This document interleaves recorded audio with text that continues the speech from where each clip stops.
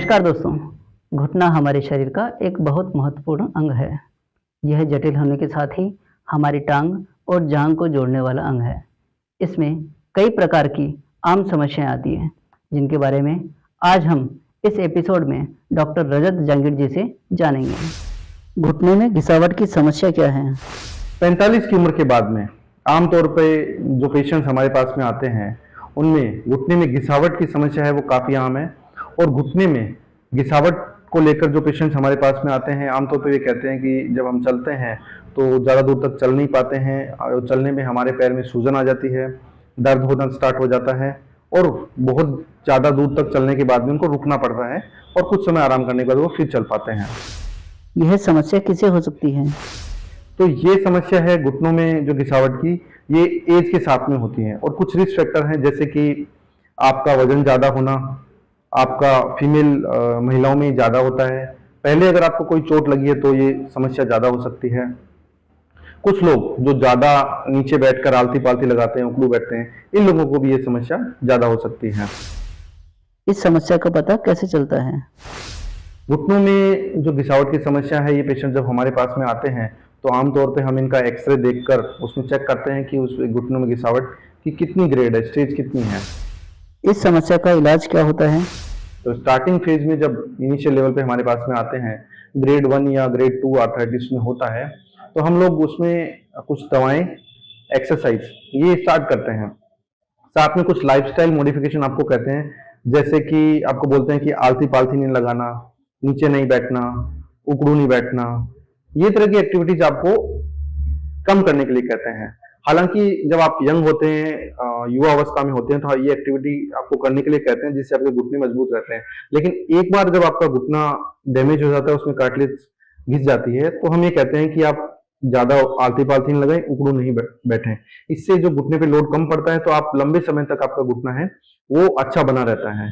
साथ में हम कुछ एक्सरसाइजेज एडवाइस करते हैं जिसमें जो घुटने की मसल्स है, मांसपेशियां हैं, उसकी स्ट्रेंथ बनाने के लिए कहते हैं। स्ट्रेंथ बनाने से घुटने की कार्टिलेज पे लोड कम पड़ता है और आप अपना जो घुटना है उसमें घिसावट है उसको जीरो तो अपन नहीं कर सकते, वापस तो उसको नहीं किया जा सकता, लेकिन हम ये कर सकते हैं कि जो घुटनों में दर्द हो रहा है वो कम हो जाए और साथ में जो घिसावट होने की रेट है, अगर आपका घुटना मान लो 10-15 साल में खराब होना, तो वो हो सकता है कि काफी लंबे समय बाद में खराब हो। और आपका हो सकता है कि जो टोटल पीरियड में आपका काम है वो एक्सरसाइज और दवाई से ही चल जाए। इस समस्या का गंभीर रूप क्या है एवं इसका इलाज क्या है?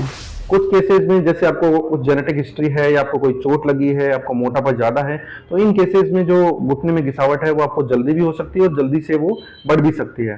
तो इन केसेस में हम कुछ सर्जरीज हैं वो एडवाइस करते हैं। अगर वो स्टार्टिंग फेज में होती है तो वो सर्जरी हो सकता है कि दूरबीन की कोई सर्जरी हो, या जो घुटने का अलाइनमेंट है, करेक्शन की सर्जरी जिसको हम ऑस्टियोटोमी सर्जरी करते हैं, वो भी हो सकती है। तो इनसे सर्जरियां करके आपके घुटने को कुछ समय तक हम बचा के रख सकते हैं। घुटने का प्रत्यारोपण क्या होता है?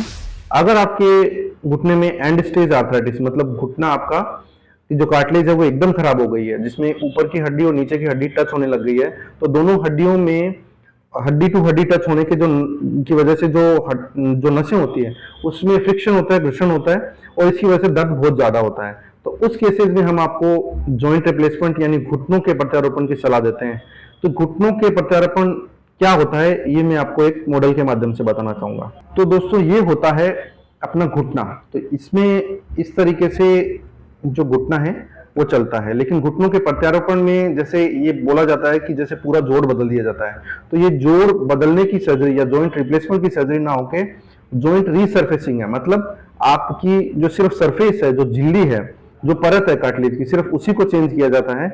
इसमें ये जोड़ के अंदर में से ये कैप होती है, ये ऊपर की हड्डी में, फीमर की हड्डी में लगाते हैं और ये कैप है नीचे की टिबिया बोन में लगाते हैं। तो नॉर्मली घुटने में ये इस तरीके से इतना गैप हम क्रिएट करते हैं, ये गैप हम बनाते हैं और इस कैप में ये कैप ऊपर की साइड लगाते हैं और ये जो कैप है नीचे की साइड लगाते हैं। तो इस प्रोसेस को कहते हैं जोड़ प्रत्यारोपण। ये आपका पहले के जैसा जोड़ हो जाता है। घुटने प्रत्यारोपण की आधुनिक सर्जरी क्या है? पहले ये जो जोड़ थे ये बहुत अलग टाइप के थे और बहुत एडवांस नहीं थे, लेकिन अभी रिसेंट कुछ ईयर्स में इसमें काफी एडवांसमेंट हुआ है और जो सर्जिकल टेक्निक है, जो सर्जरी की जो करने के तरीका है, उसमें भी काफी इम्प्रूवमेंट हुआ है। तो इस वजह से एक तो ये होता है कि आपका जो जोड़ प्रत्यारोपण की सर्जरी है वो एक तो इसमें एडवांसमेंट ये हुआ है कि पेन रहित हो गई है। एक एपिड्यूरल एनाल्जेसिया होता है जिसमें कि आपके कमर में एक एपिड्यूरल जो होता है वो डाला जाता है कैथेटर, और उससे आपको कंटिन्यूस ऑपरेशन के बाद में दवाई दी जाती है, जिससे आप 2 से 3 दिन तक जो शुरू में पेन रहता है वो उस दवाई की वजह से कम रहता है।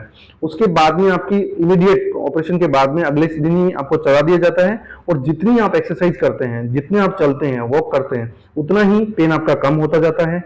और इस घुटने के प्रत्यारोपण में आप देखें तो 5 से 7 दिन तक आपको वॉकर से चलना रहता है। उसके बाद में आप 15 दिन बाद ऑलमोस्ट वॉकर छोड़ सकते हैं, और 1 से 2 किलोमीटर तक आप 1 महीने बाद चल सकते हैं। और इसके बाद जैसे जैसे आप एक्सरसाइज करते जाएंगे वैसे वैसे आपकी रिकवरी होती जाएगी। क्या यह समस्या नौजवानों में भी हो सकती है? जैसे यंग पेशेंट्स है, जो लोग एक्टिव रहते हैं और साथ में अपनी खेलकूद में भी लगे रहते हैं, या जो कॉलेज गोइंग स्टूडेंट्स हैं, यंग पेशेंट्स में इनमें भी घुटने की समस्याएं आजकल होने लग गई हैं। और ज्यादातर ये जो समस्या होती है वो किसी इंजरी की वजह से होती है। स्पोर्ट्स इंजरीज में भी घुटने में काफी समस्याएं हो सकती है, जैसे घुटने की गद्दी का फट जाना, लिगामेंट की चोट हो जाना, या कार्टिलेज में भी चोट हो जाना, या जो घुटने की पाली है वो खिसक जाना। कई बार किसी एक्सीडेंट में भी इसमें चोट लग सकती है। यह समस्या होने पर क्या क्या सावधानियां रखनी चाहिए? तो अगर आपको इस तरह की घुटने की चोट लगती है, या घुटने में कोई पैर मुड़ जाता है, या घुटने में इस तरह की कोई चोट लगती है, तो कुछ बेसिक रूल्स हैं जो हमेशा फॉलो करने होते हैं, वो मैं आपको बताना चाहूंगा। कि एक प्रोटोकॉल होता है घुटने की इंजरी के बाद में, जिसको कहते हैं प्राइस प्रोटोकॉल। प्राइस प्रोटोकॉल में सबसे पहले तो पी से प्रोटेक्शन, आप उस घुटने को प्रोटेक्ट करें, उस पर ज्यादा चले नहीं, वजन नहीं डालें। और आर से होता है रेस्ट, तो इस पार्ट को प्रोटेक्ट करें, उसको रेस्ट रखें। और रेस्ट करने के लिए जो घुटना है उसमें एक ब्रेस आता है, पट्टा, वो लगाते हैं हम।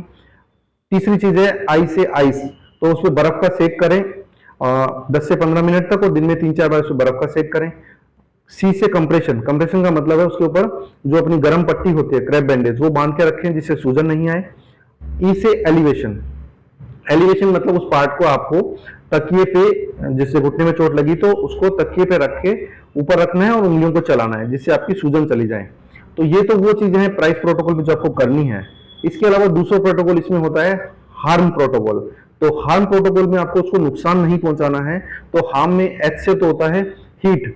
आमतौर पर देखा जाता है कि जैसे ही कोई चोट लगती है तो सब लोग उस पर गर्म सेक करने लग जाते हैं। तो हार्म में एच से आपको हीट नहीं लगानी है। ए से अल्कोहल, मतलब जैसे कोई स्पोर्ट्स इंजरी हुई और मान लो आपकी कोई पार्टी है तो आप अल्कोहल कंज्यूम नहीं करें, जिससे आपकी अगर आप एक्टिविटी करेंगे तो आपको हो सकता है चोट बढ़ जाए। आर से होता है इसमें रनिंग नहीं करनी, आप उस पर दौड़ नहीं करें। एम से होता है मसाज, आप मसाज नहीं करें। आमतौर पे देखा जाता है कोई चोट लगी तो उस पर आप जेल का मसाज कर लेते हैं, या उस पर कोई ऑयल का मसाज कर लेते हैं, तो मसाज नहीं करें। तो दोस्तों ये तो थी बेसिक प्रोटोकॉल जो आप खुद भी कर सकते हैं। लेकिन अगर आपको कोई ऐसी चोट लगती है तो मेरी सलाह ये रहेगी कि आप किसी विशेषज्ञ को दिखाएं। अगर आपके पास में कोई ऑर्थोपेडिक सर्जन अवेलेबल है तो उनको दिखाएं, या नी स्पोर्ट्स इंजरी से रिलेटेड कोई विशेषज्ञ अवेलेबल है तो उनको दिखाएं। तो दोस्तों देखा ना आपने, अगर हम समय पर इलाज नहीं कराएंगे तो हमें घुटने ट्रांसप्लांट तक की नौबत आ सकती है। यदि आपको इस विषय पर और जानकारी चाहिए तो नीचे दिए गए डॉक्टर साहब के नंबर पर संपर्क कर सकते हैं। अगर अभी तक आपने चैनल को सब्सक्राइब नहीं किया है तो सब्सक्राइब कर लें, और यदि कोई सुझाव है तो कमेंट बॉक्स में कमेंट करें तथा ज़्यादा से ज़्यादा शेयर करें ताकि ज़रूरतमंद को लाभ मिल सके। धन्यवाद।